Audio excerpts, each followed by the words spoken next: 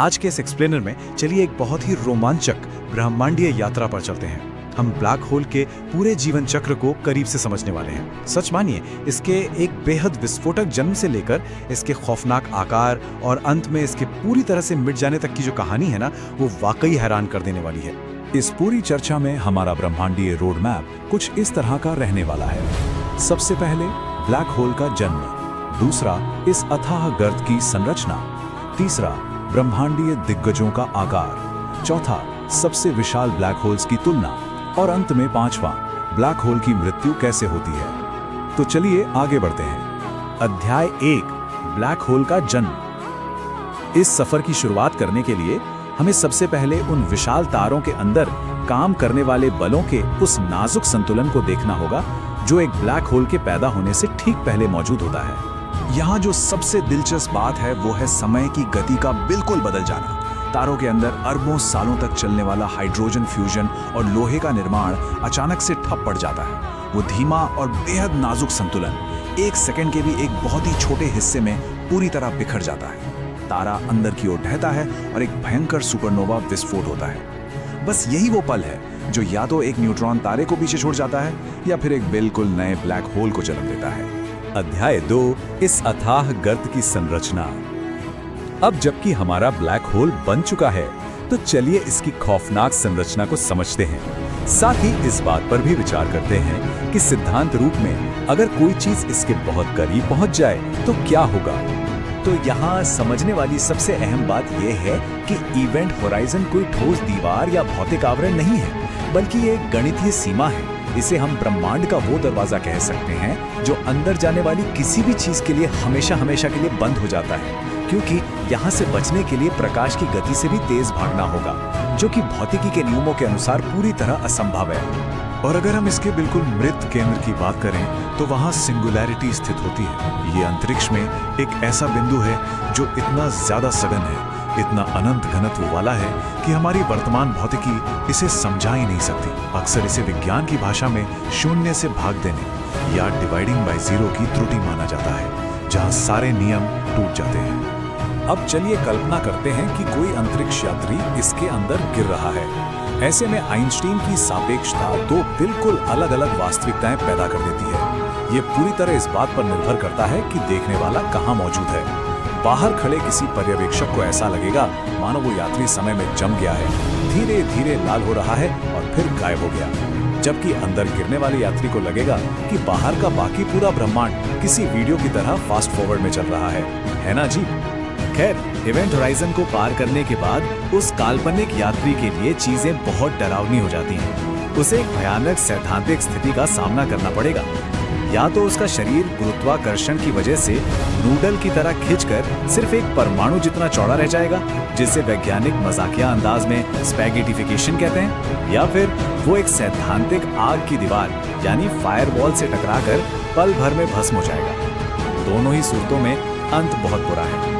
अध्याय 3, ब्रह्मांडीय दिग्गजों का आकार। चलिए अब अपना नजरिया थोड़ा बाहर की ओर ले चलते हैं और ब्रह्मांड की प्राचीन आकाशगंगाओं के केंद्र में छिपे सबसे बड़े सुपर मैसिव ब्लैक होल्स की बात करते हैं। इनका आकार सच में दिमाग चकरा देने वाला है।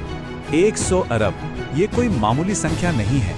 ये फीनिक्स ए नाम के एक अल्ट्रा मैसिव राक्षस का अनुमानित सौर द्रव्यमान है। ये हमसे लगभग 8.5 अरब प्रकाश वर्ष दूर है। और मजे की बात तो यह है कि वैज्ञानिकों ने 2010 में इसे बिल्कुल अनजाने में ही खोज निकाला था। इसकी विशालता का अंदाजा लगाना भी मुश्किल है। चलिए एक उदाहरण लेते हैं। अगर फीनिक्स ए हमारे अपने सूर्य की जगह आ जाए तो ये बुध ग्रह से लेकर प्लूटो तक हमारे पूरे सौरमंडल को 100 बार आसानी से निगल जाएगा। इसका इवेंट होराइजन ही 366 अरब मील के व्यास में फैला हुआ है। ये सच में अकल्पनीय है। इन खगोलीय आंकड़ों की गहराई को समझने के लिए कुछ और तथ्यों पर नजर डालते हैं। अगर कोई इस ब्लैक होल के चारों ओर प्रकाश की गति से भी यात्रा करे तो भी उसे केवल एक चक्कर पूरा करने में 71 दिन और 14 घंटे लग जाएंगे। इसका द्रव्यमान हमारी पूरी मिल्की वे आकाश गंगा का लगभग 15.5% है और इसकी भूख, ये हर एक साल में 60 सूर्यों के बराबर का पदार्थ निगल जाता है। अध्याय 4, सबसे विशाल ब्लैक होल्स की तुलना। फीनिक्स अके बेशक एक बहुत बड़ा राक्षस है, लेकिन ब्रह्मांड में ये अकेला दिग्गज नहीं है। आइए देखते हैं कि ये बाकी भारी भरकम ब्लैक होल्स के सामने कैसा ठहरता है। जब हम अपनी आकाशगंगा के black hole Sagittarius A star के द्रव्यमान को TON 618 और फीनिक्स ए जैसे दिग्गजों के सामने रखते हैं तो आकारों का एक बहुत बड़ा और चौंकाने वाला अंतर सामने आता है। हमारा अपना ब्लैक होल इनके सामने ब्रह्मांडीय रेत के एक छोटे से कण जैसा लगने लगता है। खगोल विज्ञान समुदाय के अंदर इस बात पर बहुत ही सक्रिय बहस चलती रहती है कि इनमें से कौन सा मापन सबसे सटीक है। कारण ये है कि शोधकर्ता इन अदृश्य राक्षसों का वजन नापने के लिए बहुत अलग-अलग तकनीकों का इस्तेमाल करते हैं। कोई सुपरहीटेड गैस की एमिशन लाइन से सीधा मापन करता है, तो कोई तारों की गति की कंप्यूटर मॉडलिंग या ग्रेविटेशनल लेंसिंग का सहारा लेता है। इसी संदर्भ में प्रोफेसर एंड्रू किंग का एक बहुत ही दिलचस्प कथन है। उनका मानना है कि गैर घूमने वाले ब्लैक होल के लिए अधिकतम सीमा लगभग 50 अरब सौर द्रव्यमान होनी चाहिए। तो फिर फीनिक्स ए ने इस सैद्धांतिक सीमा को कैसे पार कर लिया? इसके लिए सबसे प्रमुख सिद्धांत यही है कि यह किसी एक तारे से नहीं, बल्कि बिग बैंग के कुछ ही समय बाद कई विशाल ब्लैक होल्स के आपस में टकराने और जुड़ने से बना था। अध्याय 5, ब्लैक होल की मृत्यु कैसे होती है। अपने इस अंतिम अध्याय में आइए ये जानने की कोशिश करते हैं कि प्रकाश को भी निगल जाने वाले, अमर से दिखने वाले ये ब्रह्मांडीय दिग्गज अंततः शून्यता में कैसे मिट जाते हैं। असल में अंतरिक्ष पूरी तरह से खाली नहीं है। इवेंट होराइजन के किनारे पर वर्चुअल कण लगातार बनते और बिगड़ते रहते हैं। इनमें से एक कण अंदर खिंच जाता है, जबकि दूसरा बच निकलता है। इस प्रक्रिया में वो अकल्पनीय समय के दौरान धीरे धीरे ब्लैक होल से ऊर्जा चुराता रहता है। इसी धीमी प्रक्रिया को हम हॉकिंग रेडिएशन के नाम से जानते हैं।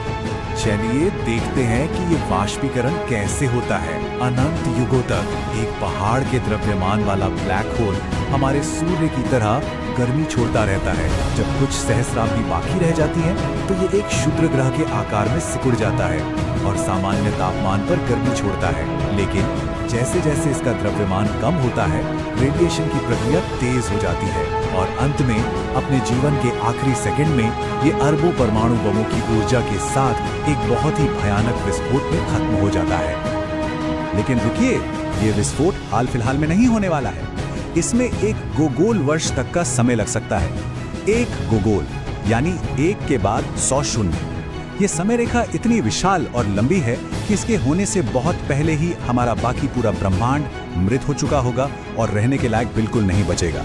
तो इस एक्सप्लेनर को खत्म करते हुए एक बहुत ही विचारणीय सवाल खड़ा होता है। अगर ब्लैक होल शक्तिशाली जेट्स के जरिए अपने विकास को खुद ही नियंत्रित करने लगें, तो ब्रह्मांड के सुदूर भविष्य के लिए इसका क्या मतलब है? क्या हम इन दिग्गजों को उनके अंतिम स्वरूप में पहुंचते हुए देख रहे हैं?